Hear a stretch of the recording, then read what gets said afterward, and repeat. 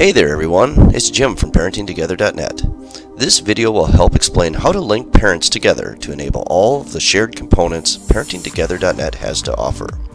Linking accounts on ParentingTogether.net is required for both parents to be able to see and share information, such as the calendar, members, expenses, and more. During registration, you'll supply your personal information, such as your username, password, first name, address, and more.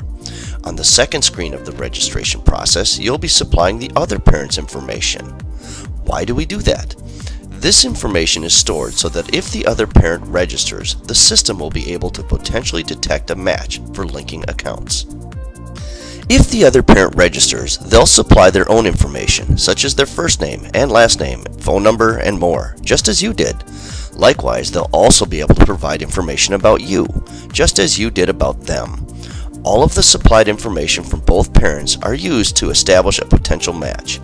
If a match is detected, it will prompt for the accounts to be linked.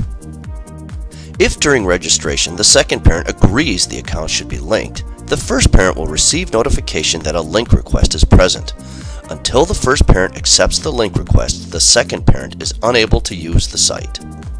When the first parent views the member page, they'll see the pending link request.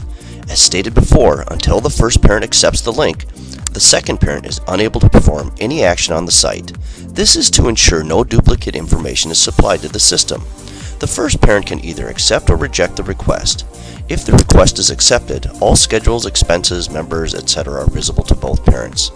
Once accepted, the status of the other parent will change from pending to active, confirming that the link request was successful. The other parent will also receive notification regarding the same. That's all there is to linking accounts. I hope this video has helped explain how to link two ParentingTogether.net accounts together. However, if you still have questions, feel free to reach out to us and we'll gladly assist. Have a great day.